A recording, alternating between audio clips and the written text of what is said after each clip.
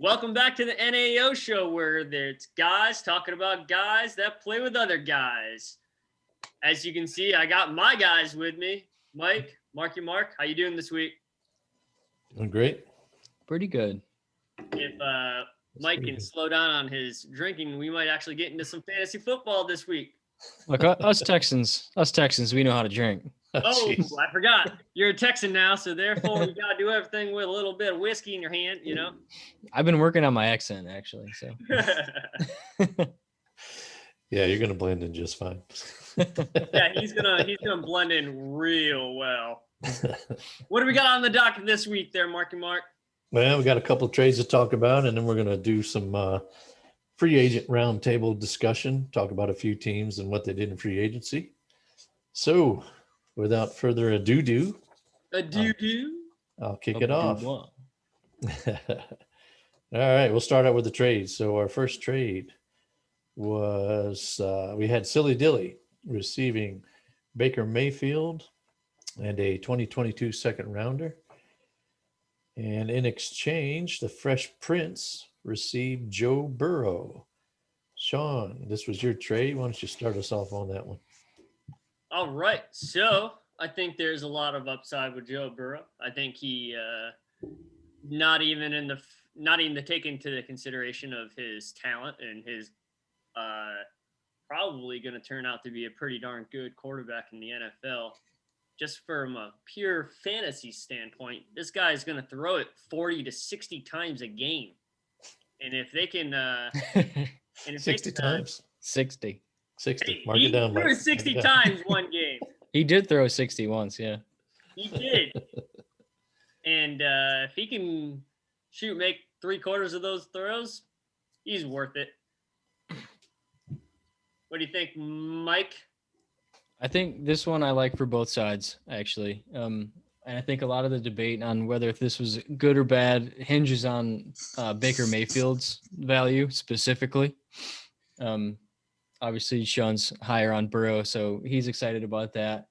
But I think the biggest thing that is the point that Sean made, actually, is, the Browns are becoming a run-first team, with Kareem Hunt and not Nick Chubb, that's the wrong guy. But they're going to run first. Burrow's actually going to be throwing the ball a lot more than the Browns are.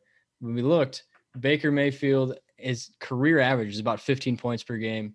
Joe Burrow, he only had 10 games, averaged 17. So there's a slight uptick there. In a one quarterback league, is 2 points per game worth it? I think it comes down to Cincinnati is now surrounding Burrow with some pretty good playmakers too. So I like it for both sides. Let me counter that, Mike, with a little cerebral mindset.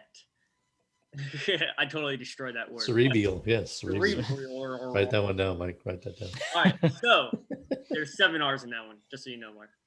I think Joe Burrow is going to be going into year 2 with the sophomore education, but the hunger of a rookie trying to perform for the team, because he got hurt right when he was starting to get his legs under him, starting to really shine. And if he comes in with that mindset, with what he's going to know from year 1, an actual off season, and running into year 2 with the chemistry he's already established with his wide receivers and Pitts, it's going to be really, really good going into year 2 for Joe Burrow, I think. Yeah, and I like it for Silly's side too, because it sort of fits what he's been doing of getting some additional draft picks, and now he's taking a page from the Underdogs book and going out into 2022.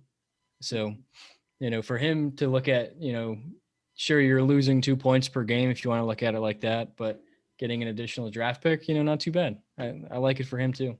It fits what he's been doing anyway. This guy has 3 second-round picks in 2022. Could you imagine having 3 Brandon Ayuk's caliber players on the same team? Yeah, I liked it. I liked it for Dylan, and I made the same observation, Mike, that he might have taken a a little step back with the quarterback, but he got that second round pick. So he's got eight picks this draft, and he's working on 2022. So he's kind of, I think he's looking to rebuild a little bit already. It's just after his first season, I think he's trying to get a little youth infusion going there and build something up. So the Baker's, he's a good quarterback. The metrics are good on him. It's just you're right. He doesn't throw as much in that run first offense, but he's efficient and he's solid.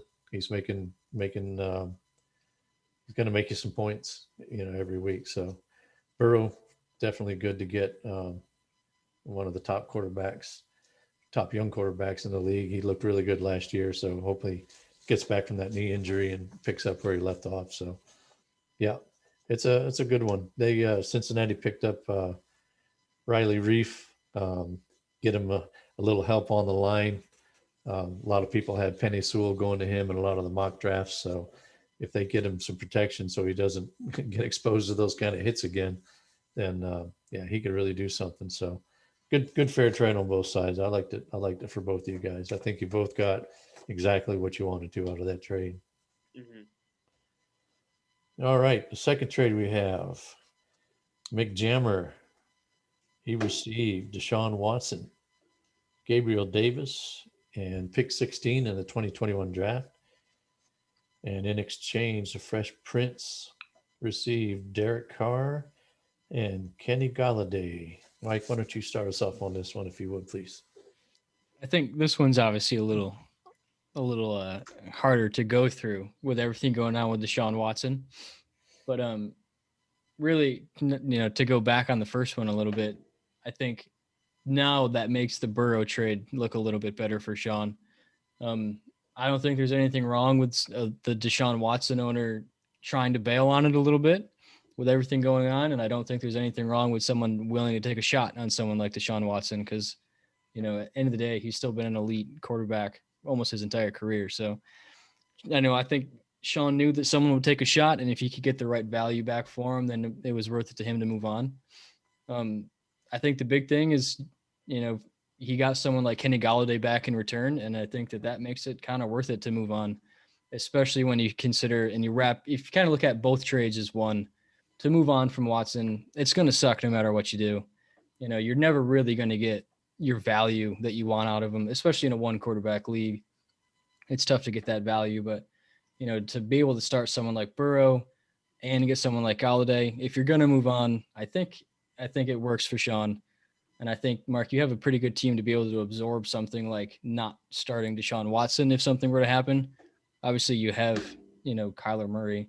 So it's not like you're starving at the quarterback position and are hoping he doesn't get suspended. So I think both sides, it works pretty well. I actually think that this one wrapped all together. I think Sean did pretty well.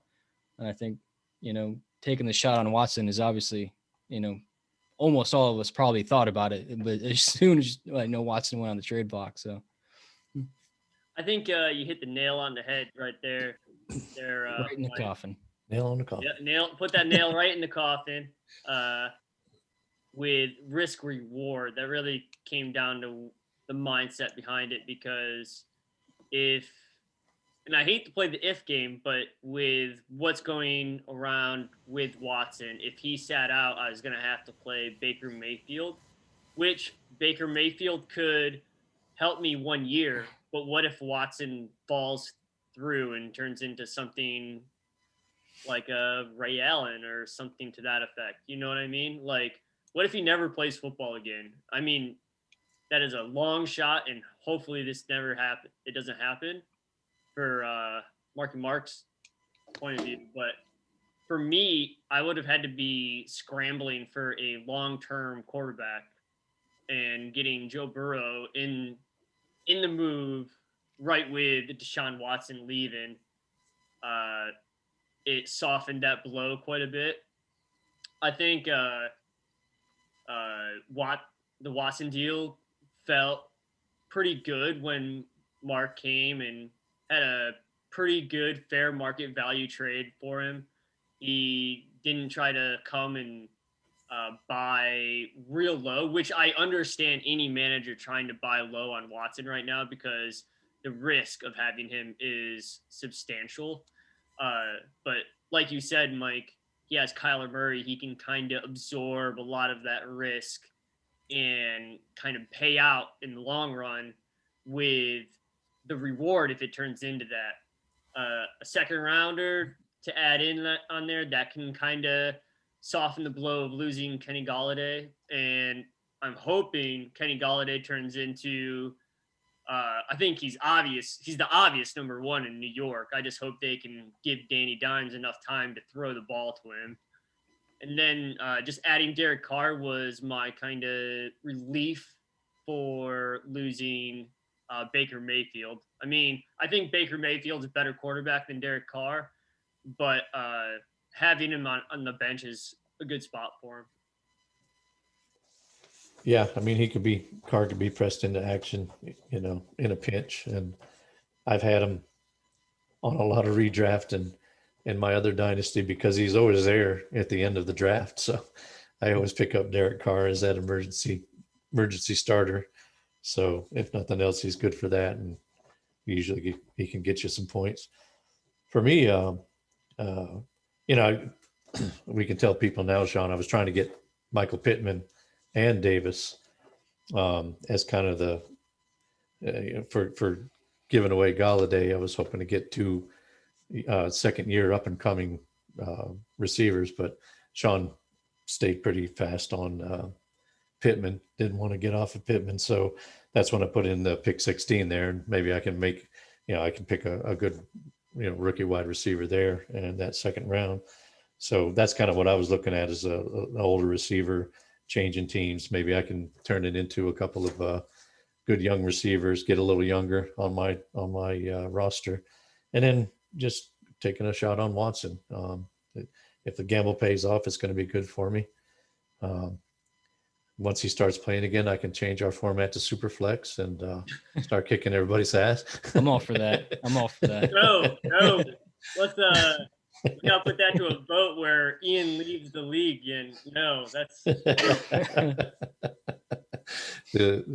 it'll be an annual thing. Ian getting mad and leaving the league, huh? We got to do something every year to piss him off.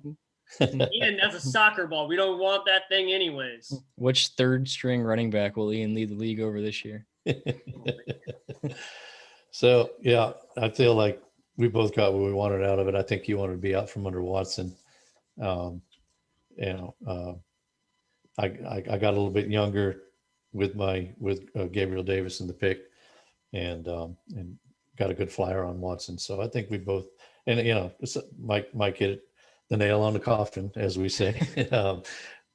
Having Kyler, I could kind of afford to do something like that because I've got a guy that's going to be in there.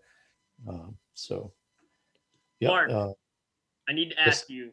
Yes, sir. Right now, in front of our whole NAO people that love to watch our show, as the commissioner of the NAO league, where does the asterisk go in 2 times championship? Is it before the trophy or after the trophy? Yeah, I don't want to get him tilting too much, man. Asterisk. By my logic, it goes after the trophy, since the illegal roster move technically did not affect the outcome of that week's matchup. So you win the trophy, that's fair, but illegal roster. It's fun to pick on him about, but yeah, it didn't really have any bearing on the matchup. If you can believe it, he set that roster well in advance and never looked at it. Never looked at it again. Yeah. Never again did he look at it one time. Yeah, he's hardly ever on the site. You guys know that. So yeah, he's never on the site. I really have to bang down his door for his opinion on everything. That was a fun chat today. I love seeing him getting tilted like that. All right. That wraps up the trade talk. Let's get on to a little bit of free agency talk. We may do this the next couple of weeks since there was so much going on, a lot of fantasy implications. So we're just going to chat up a little bit of what went on. And we're going to start with the Washington football team. And Mike, I think this was the team you wanted to talk about a lot. So I'm going to let you get us started with it. Yeah, I kind of thought this one was fun just because there's a lot of fantasy implications that are fun for our league. Curtis Samuel specifically, obviously, was the big move there. And really what I wanted to talk about the whole time was how much does this absolutely tank Antonio Gibson's value going forward? I mean, I'll give you a fifth, maybe. I mean, if I'm feeling generous with someone like Curtis Samuel there, I don't know. Well, they signed Lamar Miller too. Yeah. So, I mean, it's not a big vote of confidence for AG. So, even Ryan Fitzpatrick, he's going to go and throw it at, 500 yards a game, but none to the running backs. He's never been a dink and dunker. No, he's a downfield guy. Kind of guy. Gibson's he's going to have to be pass protection. And I think that's why they signed Lamar Miller, because he's a little bit better at that than the second year guy, You heard it here. That's why Mark could move on from Galladay, because he's got Scary Terry and Ryan Fitzpatrick now. That's right. Man. That's it. He'll get me double points. You heard it here first on the NAO show. AG is going to be in maybe pass protection, maybe. Mm-hmm. If he can hack it, he might get cut. Whoa, hot take. Getting cut. I'll give you a 2037 fifth round pick for him. Hey, you have to write that one down, yeah. Yeah. Commissioner, can we do that? Yeah, and not on the site, you can't. Didn't say no, though. Maybe we'll get Ian to do a spreadsheet. We'll put it down in the spreadsheet. Yeah. I don't know. He doesn't have enough already. So on Samuel, what do you think his role is going to be? Are you excited about it? He was with Rivera a couple of years back, actually. Mm-hmm. And I remember watching a lot of Carolina games where they just kept having him do go routes, and he was getting open too, but Kyle Allen couldn't get the ball out to him. So play after play, you'd see him running open down the field, and Kyle Allen coming underneath with it. And Kyle Allen is there now. So yeah, I was going to say they signed him too. So. We could be deja vu all over again here. But what do you guys think about that though, with Fitzpatrick and Samuel? Do you think they'll use him the way he was used last year, or is it going to go back to what they did? Because Turner's there too, who was the offensive coordinator. So, are they going to make him run go routes and do that again, or are they going to learn from what they saw last year and have him be more of a gadget guy? I think in this offense, Ryan Fitzpatrick can throw the deep ball. I think everybody in this NAO show knows that he can bomb it. But the Washington football team has the option of using either Curtis Samuel or McLaurin as the go guy, which they could fake go and then come across the middle, or go straight down the field and beat their guy. I think adding Curtis Samuel actually helped Terry in his second year, which may make Terry a wide receiver too, technically, but I bet the target share is going to be pretty equal between these two guys. And it's going to be interesting how they use them. We saw last year where Curtis Samuel was used everything but to kick the ball. I mean, he can do anything they want him to, and he will do anything they want him to. And Ryan Fitzpatrick, if you got 1.5 steps on your guy, he's going to chuck it to you. So what do you think, Mike? Yeah, I kind of agree. I think Curtis Samuel coming in really helps everybody. I mean, really including Antonio Gibson, to be honest. But, no team brings in Ryan Fitzpatrick and doesn't plan on starting him at some point. So, Fitzpatrick is coming in to be the starter, at least in the beginning of the season, like he always is. The Dolphins ruined a little bit of Fitz magic going into the later half of the season, but whatever. It wasn't because he was bad though.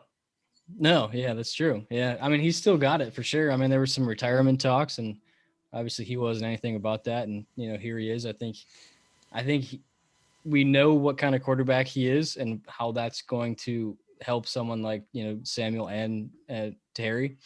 I think they both benefit from someone like him slinging the ball, and then that opens up the run game for Antonio Gibson. And I expect someone like J.D. McKissick to have 200 touches, maybe out of the backfield, with some. Wow. Right. But Kind of, I know I really do think that it helps a lot of those playmakers there with someone like Ryan Fitzpatrick, who's not afraid to use both of their talents in that offense. So I want to state a point where the defense, the caliber in which they have at defense, allows them to be very, very risky on offense. You can pretty much assume that they're going to get at least one turnover on defense a game. At least one. So when Ryan Fitzmagic throws his 2 interceptions, the defense is going to be able to whitewash at least half of those, maybe one of those. You know what I mean? And it's going to help Ryan Fitzmagic be able to just not care. You know what I mean? That's his best quality as a quarterback and his worst quality as a quarterback. He will literally throw it to where he thinks you are going to beat him. And if you don't, he doesn't care that he threw an interception. You know what I mean? yeah, I'm excited to see how they'll use Samuel. He was even as much as he moved around and was in the backfield, he still was in the slot 53.3% of the time. So I think him in the slot and McLaurin on the outside is definitely going to be a good 1-2 punch there. And I think Fitzpatrick can use those guys to the best of their abilities. Where I do was we think? interested. Oh, sorry about that, Mark. Go ahead. No, I was just interested to see that Samuel, his catch rate was number 2 in the league this past season, 79.4%. So he was 77 of 97 targets.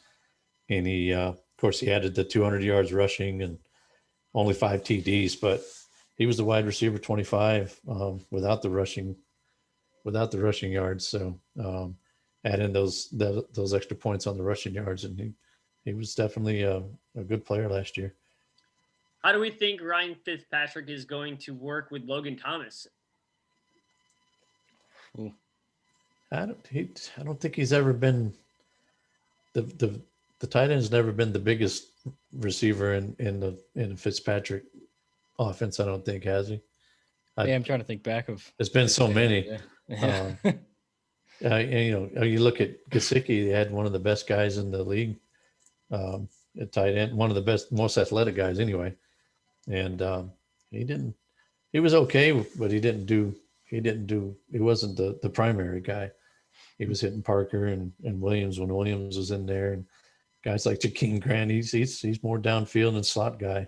He's looking for those guys. If he's looking at those intermediate routes, a lot of times he's looking for the slot guy. It seems that's why I think Samuel can really do well with Fitzpatrick. I'd like to know from 29-year-old Mike. Hmm? What do you think about that 29-year-old tight end?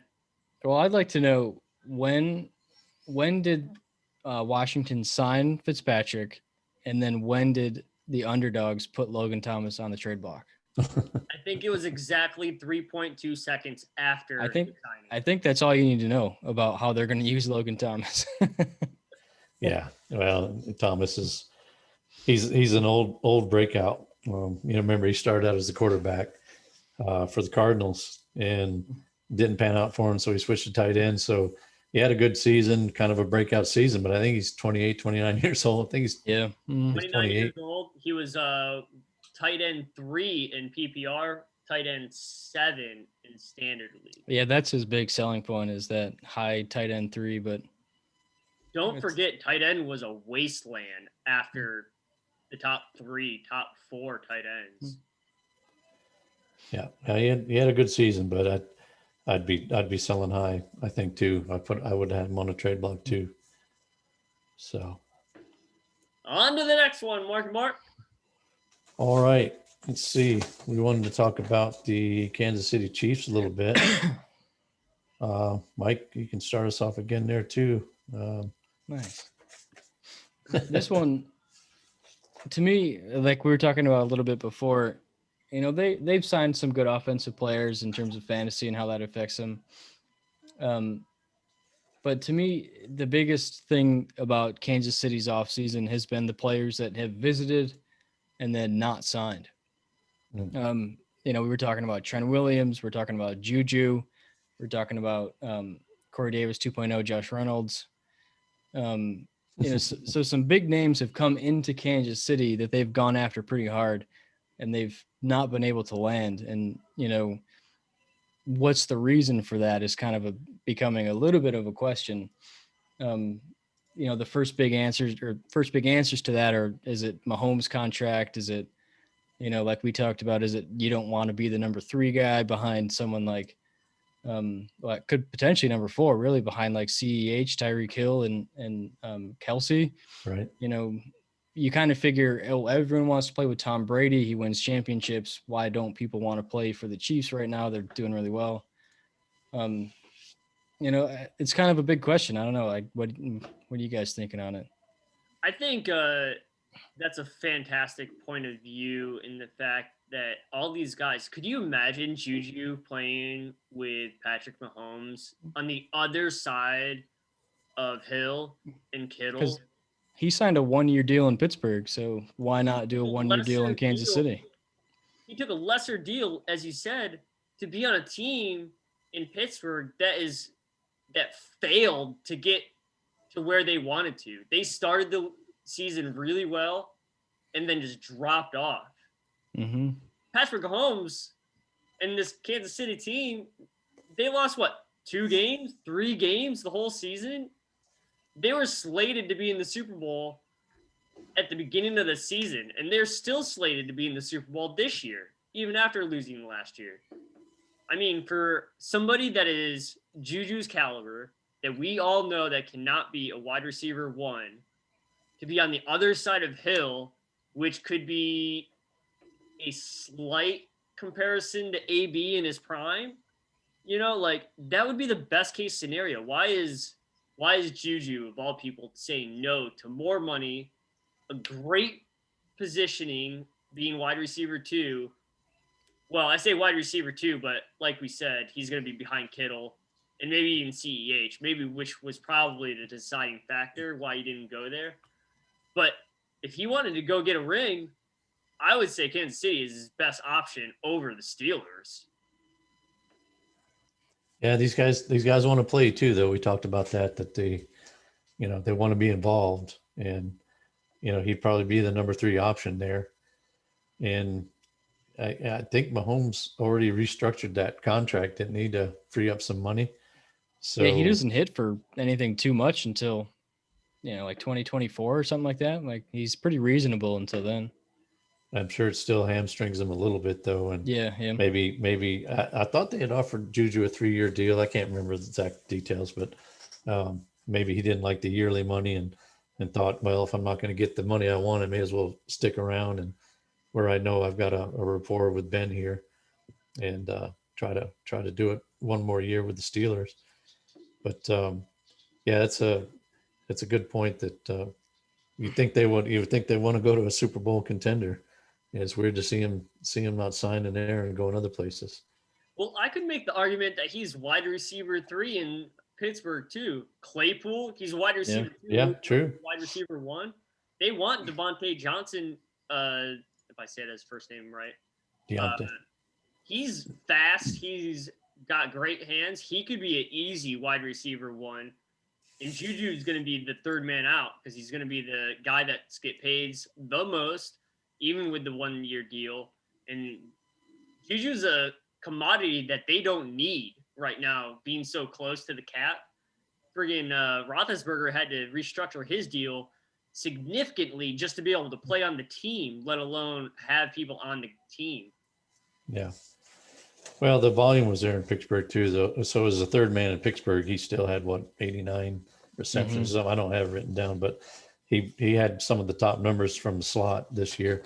And so if they keep that pace up next year, third man there is a lot better maybe than third man in Kansas City. So They did add in a couple of offensive linemen. We saw how bad that line was in the Super Bowl. Of course, Schwartz and Fisher got hurt at the end of the season, and that kind of killed their line. So they did sign. They, We got two. well, We got two now. gosh, was I talking about the Super Bowl? 2 in the I didn't last say Super Bowl. decade. Oh yeah. Fair point. So they got Joe Tooney from the Patriots on a 5-year deal. A couple of 1-year deals with Mike Remmers at right tackle and Kyle Long as a guard. So they brought in some pieces there to shore up the line. What do you think about those signings? Is that gonna patch up that line for him? Do you think? I think they had to do something because I think Patrick Mahomes' career, it's been how do we stop him? And everybody's been like, well, we throw the whole kitchen sink at him and he still beats us with that backhanded, around the head, under his legs throw every 3 times, like you can't stop this guy. And then we found out that Dallas, yes, I'm going to give Dallas some credit, was very smart very early, a few years ago, drafting all those number 1 picks at offensive line. And then because Kansas City, they had all those injuries, they didn't have an offensive line. And even the best player in football, Patrick Mahomes, couldn't stop everybody coming in like a wave on that offensive line. I mean, Mark, you and I watched the game and we are still going, wow. Yeah. How did he throw that ball completely vertical, like horizontal with the ground and still throw it 40 yards? Yeah. He was running for his life, poor guy. What do you think, Mike? Yeah, that game specifically was very telling. And, there was some surprising moves in the offseason because of that kind of a game. But, I think that they're trying to do what they can, in this kind of an offseason. And you just kind of hope that they're not doing like I guess the Green Bay Packers is sort of okay, Aaron Rodgers, you have one good wide receiver, go win us the Super Bowl now kind of a deal. And, I think Aaron Rodgers is probably one of the most talented quarterbacks to ever play the game. No disrespect to Tom Brady, but, he only won 1 Super Bowl, and a lot of it could be because of something like we're potentially seeing now with the Chiefs. And, it's going to be interesting to see the next 2 or 3 years, especially with a contract like Mahomes signed. So we'll see. The problem with Green Bay is that they've always had an eye on the future and never able to pay the mortgage on the future to win now. You have like you said, one of the best quarterbacks ever play the game. You got to mortgage some picks later down the road to get him a couple guys to play with to go win you a Super Bowl. We don't care about, you won all these games, you made it to these we care about Super Bowls, my dude. I think I'm talking to the choir here, the Dallas Cowboy fans. When was the last time y'all won a Super Bowl? Well, it's funny about being, you bring in the Cowboys stuff because I think Andy Reid is probably a better coach than Mike McCarthy. I mean, I'm not sure you're going to get many people arguing against that, I guess. Yeah. But so, Mike McCarthy and Rodgers won just the one. But, I trust Andy Reid a little bit more, and especially his relationship with Mahomes going forward. Yeah, interesting for Kansas City that Sammy Watkins left. Like you said, they couldn't bring in Juju. They couldn't bring in Josh Reynolds. So they just signed Demarcus Robinson to another year. He's got a 1-year contract now. So, yeah, you're right. You got that big contract, and it kind of hamstrings them to do things for other positions. And then in true Tyreek Hill fashion, he refused to restructure his deal. Yeah. To help out. So we could be seeing something similar to Green Bay. That's a real good analogy, Mike. Really Not to tap on the door of my own team, but Tom Brady has been taking team deals for a long time, and everybody asks, how's he winning all these Super Bowls? well, he doesn't go out there and get 60, 70 million in a contract. You know what I mean? He doesn't get the $500 million deal for 10 years, you know, like he's all about winning games. Yeah, it's something to be learned there. Well, I think that pretty much wraps up what we wanted to cover tonight. Sean, did you have anything that you wanted to add? I got one thing that I want to add, and I think you can guess. And you suck.